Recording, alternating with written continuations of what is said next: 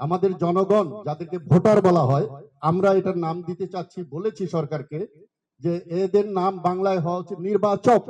প্রতি মুহূর্তে বলবো আমরা নির্বাচন করছি। উনি আরেকটি কথা বলেছেন, আমি কে, হু আর উই, আমরাই তো মালিক। এই অধিকার যদি আমরা ধরে না রাখি তাহলে সবসময় আমাদের প্রশ্ন করতে হবে আমরা কে। সুতরাং আমি একা হতে পারি, কিন্তু প্রতিটা একা মানুষ, প্রত্যেকটা ইট এক নাম্বার হলেই একটা এক নাম্বার বিল্ডিং সম্ভব।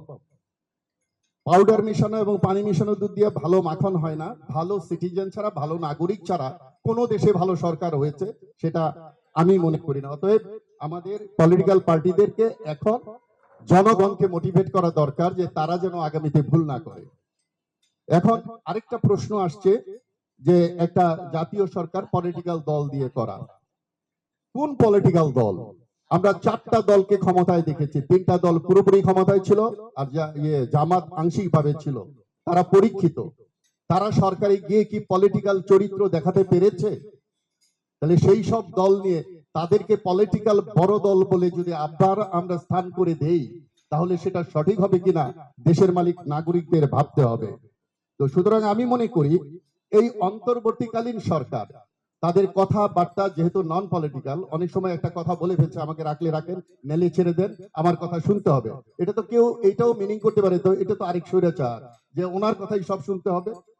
এইভাবে তো আমাদের ল্যাঙ্গুয়েজ যদি আমরা ঠিক না করতে পারি, আরেকজন মহিলা উপস্থাপক উপদেষ্টা বলে ফেললেন, এত প্রশ্ন করেন কেন? দেখেন না আমরা কিভাবে খেলি, আমি নিজে কানে শুনেছি।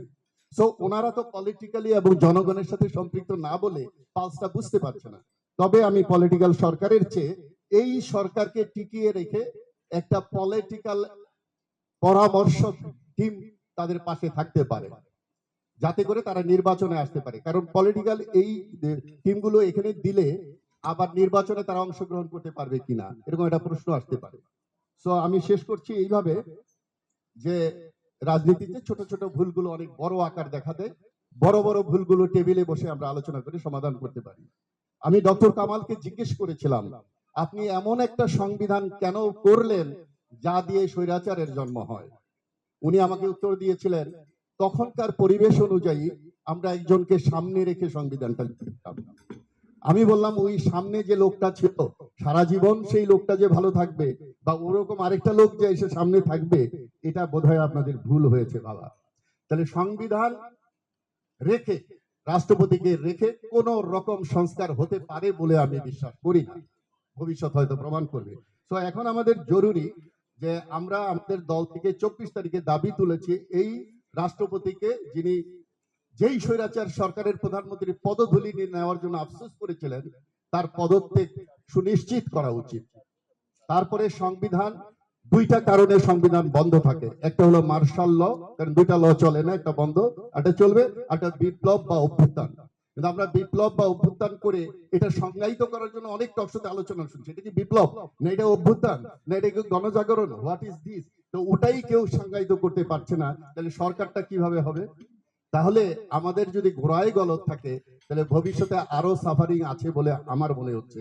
অতএব আজকে আজকে যারা এই আয়োজক, এরকম একটা এরকম অনুষ্ঠান আয়োজন করতে কতটুকু পেইন স্যার জানে, আপনারা সবাই জানেন।